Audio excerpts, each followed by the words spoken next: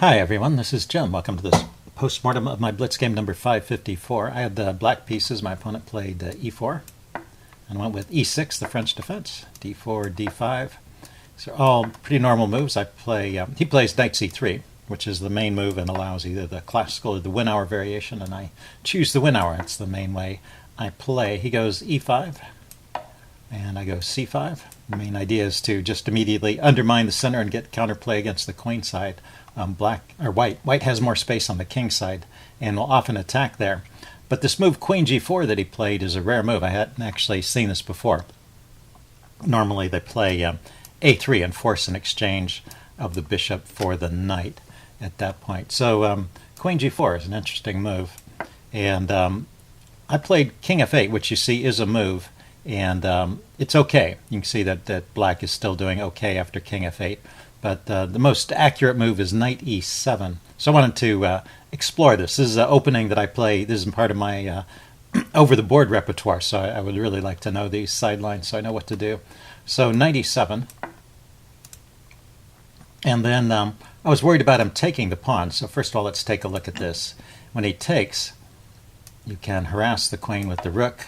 And if he takes again, then you have this pin against the knight. And the other reason for showing this is because this explains why white plays that move a3 before bringing the queen out to g4 normally. So this is looks like black is winning a piece here, but white has a couple pawns in compensation. So interesting. So let's go back. Instead of queen g4 after knight e7, instead of queen takes g7 rather.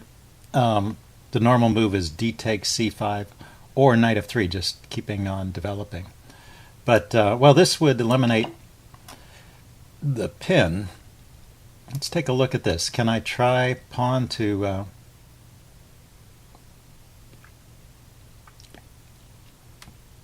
Yeah, pawn to d5 looks tempting, but I guess you're not really threatening to take the knight because the queen is attacking the unprotected bishop there. Knight b to c6. Protecting the bishop is the main move.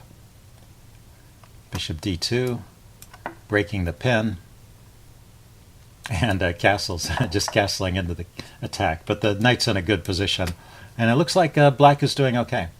So that's the way to play it. Just play knight e7 in this position right after queen g4.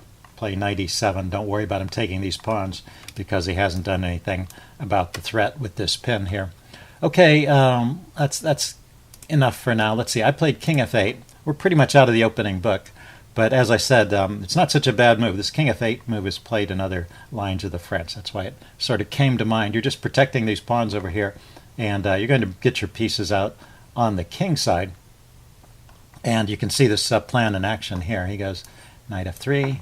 I go h5, queen g3, just keeping the pressure on, and now I develop my knight to h6. The chess engine thinks I'm doing fine here, but I should probably go back to playing on the queen side with knight to c6. There's things going on both sides of the board that makes this an interesting and complicated position. So knight h6. As long as we stay in the range of about even, I guess I'm not going to comment on every move. He decides to take this off. Not the best choice, but you see it still stays in this range of about even. So it kind of eases my development to get rid of some of these pieces on the king side. Although you might think I'm maybe getting in trouble by eliminating my king side defenders, but there's not yet a serious attack on the king side, and I have opportunities to bring pieces over like that. And the queen can defend along the second rank as well. And his knight is still pinned, his other knight. So black is doing fine here. White castles queenside. What did I do? I developed knight f3, knight c6 rather. He goes d takes c5. And I decide to take the knight. Yeah, it was kind of an interesting choice. It leaves him with this horrible pawn structure. I mean, it's a shame to give up this bishop, which is a good piece, but these tripled pawns here look pretty horrible. Plus I'm going to get some material back when I attack both of these pawns. This pawn and this pawn are both undefended, so there's this double attack with queen a5.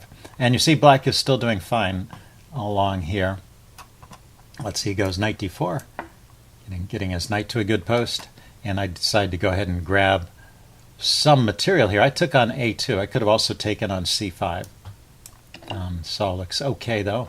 Knight takes c6. He decides to trade off this knight, and now the position's about even. So maybe, maybe queen takes a2 really was not the right way to play it. To keep an edge, queen takes c5 is a little better. It's hard to tell these things during the game. It looks like you're going to make some threats over here against the king, but maybe there's no great follow through. Anyway, after taking back his knight, after the trade of knights, he plays bishop to d3, and I go queen a3 check. Decide to pick up another pawn. I can get this pawn on c5. He goes king d2. I go queen c5, and now I have a long-term plan. I've actually cleared out the a file, and this pawn can become a big threat. I do have some problems in my position. My king still feels a bit exposed over here, and my rooks are kind of disconnected, and this bishop is not yet playing. But I think I can solve all these problems, and it looks like black should be doing fine.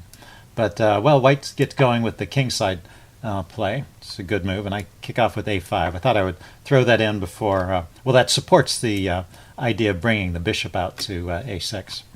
He goes rook h to f1, putting the rook on the f-file.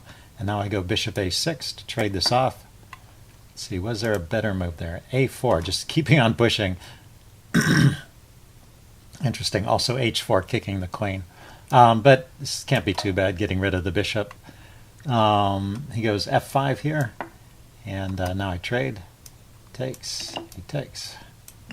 And then he... I play e takes f5.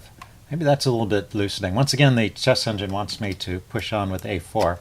I'm keeping this in reserve. I didn't want to push too soon. Notice that I can't go all the way to a1 just yet because the two rooks are coordinating to stop it. So I could push as far as a7, but there's always the danger it'll get surrounded there and gobbled up. So I'm keeping it here and keeping this threat in reserve. Okay, so I played e takes f5. Still keeping an edge for black, so I played rook takes, and right here is my big blunder. I just played rook g6, forgetting about the pin on this pawn. Now if we back up one move, I had been thinking about rook g6 here right after taking, and of course rook g6 here would be a fine move because there's no pin, but as soon as he takes that way, then there is a pin, and so rook g6 can't be played. So what could I play instead? I mean, there's no immediate threat. It looks like storm clouds are gathering over here. But, well, this rook can come up and defend along the second rank if I need to. And if I need it to, I could play a move like g3, perhaps, kicking the rook. But then the rook would just come forward. So the engine wants to go king g8. Yeah, that makes a lot of sense. Now that I know about this pin, then now rook g6 is a potential threat, chasing the queen away. Not a threat, but a move that would help secure my king position. So that's the way to play it, king g8, preparing rook g6. Instead, I played rook g6 immediately, and this just completely loses because he can take that. And I struggle on for some moves. I mean, it seems like I had kind of an active position here, so I was reluctant to give it up. But, well, first of all, I have to prevent him from mating me immediately. He just brings another rook over. Let's see, rook to a7, trying to defend. Yeah, he's got a mate in 7 here, actually, with best play. Just rook takes h5, coming around this way. Okay, so that's how white could put me out of my misery quickest. He played e6, which is also a good idea in these kind of positions, busting up the pawn cover around the king. I try f6, which is the toughest defense, but there's still a mate in 11 there. He sacks on f6, which is also winning. Rook takes. And, there's no way out. Yeah, the only way to avoid being mated in 2 is to take the rook, and now I'm just down massive amounts of material. So a nicely played attack, starting with, of course it helps when you're up a rook, but anyway, he did a good game. I struggled on a few moves, I don't know why. King e8, let's see, queen h8 check, king e7, queen g7 check, king takes e6, queen takes a7, and at this point I resigned, so none too soon. Anyway, nice game, and hope you guys enjoyed this video. Leave any comments you have in the section below, and I will see you again soon. Bye.